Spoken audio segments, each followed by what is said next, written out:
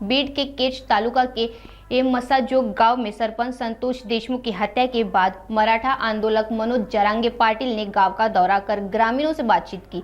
उन्होंने मामले की तस्करी कार्रवाई और न्याय की मांग की है। बीड के केच तालुका के मसाजोग गांव में सरपंच संतोष देशमुख के अपहरण के बाद बेरहमी से हत्या की घटना से पूरे गांव में आक्रोश है। इस मुद्दे पर मराठा आंदोलक मनोज जरांगे पाटिल ने मसाजोग गांव का दौरा किया और पीड़ित परिवार और ग्रामीणों से मुलाकात की। जरांगे पाटिल ने कहा कि संतोष देशमुख के परिवार को न्याय मिलना चाहिए और मुख्य आरोपी को, जो अभी भी फरार है, उसे जल्द से जल्द गिरफ्तार किया जाए।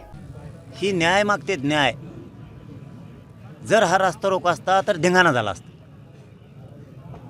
गाव यांचं हे लेकरू यांचं होतं, त्याला मारून टाकलंय, तरी आरोपी मोकाट आहेत। CIDची त्यांची मागणी आहे, CID मार्फत चौकशी करा, त्यांची मागणी सरकारी वकील द्या, त्यांची मागणी हे फास्ट ट्रॅक कोर्टात चालवा, याला फाशीची शिक्षा होऊ द्या। FIR चांगला घेतला नाही आहे, त्यांच्या म्हणण्याप्रमाणे तो घ्या। ही न्याय मागायचा, याला रस्ता रोको समजू नका, दाबू नका। बरं, प्रकरण दाबायच्या भानगडीत इथल्या जिल्ह्यातल्या छाती बोडून घेणाऱ्या नेत्यांना निक्षून सांगतो, याला रस्ता रोको समजू नका, याला जातीत तोलू नका आणि जातीचे लोक पाठीशी घालू नका, आत टाका।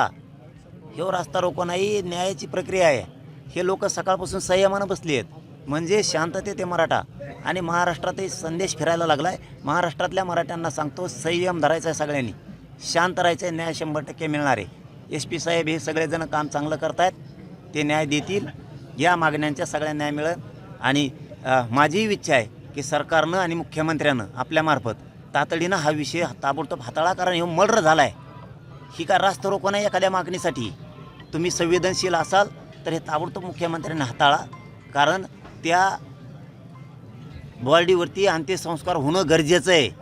असाल सरकार म्हणून, मुख्यमंत्री म्हणून तुम्हाला थोडी जणाची, तर ताबडतोब लक्ष घालायचं।